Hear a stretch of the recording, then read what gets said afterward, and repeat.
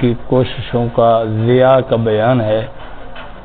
فرمایا اولئک لم یکونوا معجزین فی الارض، یہی وہ لوگ ہیں جو زمین میں جہاں کہیں بھی اللہ سے بھاگنا چاہیں تو نہیں بھاگ سکیں گے، نکلنا چاہیں تو کہیں بھی نہیں نکل سکیں گے۔ وما کان لہم من دون اللہ من اولیاء، اور ان کے لیے اللہ کے سوا کوئی مددگار بھی نہیں۔ اب دنیا میں انہوں نے اللہ کی فرم برداری نہیں کی، اللہ کے قانون کو نہیں مانا، اللہ کے احکام کو نہیں مانا، تو لہذا اللہ کی مدد بھی ان کو نہیں ملے گی اور یہ بھاگ بھی کہیں نہیں سکیں گے۔ دنیا میں آدمی کوئی جرم کرتا ہے تو کہیں رو پوش ہو جاتا ہے، جلا وطن ہو جاتا ہے، غاروں میں چھپ جاتا ہے، کہیں نہ کہیں چھپ جانے کی جائے پناہ انہیں مل جاتی ہے۔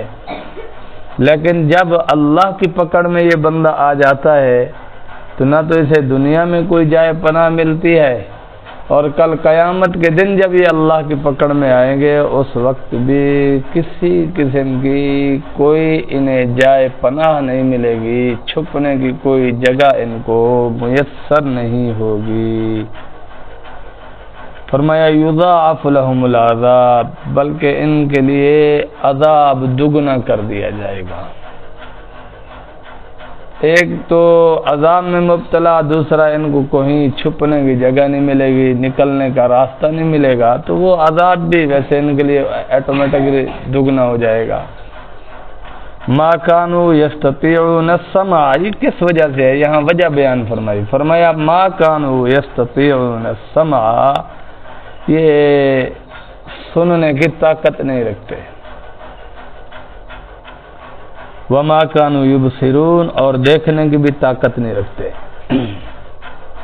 کیا مطلب ہے؟ اللہ نے ان کو کان بھی صحیح سالم دیے ہیں، آنکھیں بھی ان کی سلامت ہیں، لیکن باوجود اس کے بھی اللہ نے فرمایا کہ یہ سننے کی طاقت نہیں رکھتے۔ مطلب دنیا کی ہر بات سن سکتے ہیں لیکن حق بات کو حق کے زاویے سے نہیں سن سکتے۔ اگر حق بات سنتے ہیں اس میں سے عیب نکالتے ہیں، کیڑے نکالنے کی کوشش کرتے ہیں، یہ ان کی مطلب سوچ ہے۔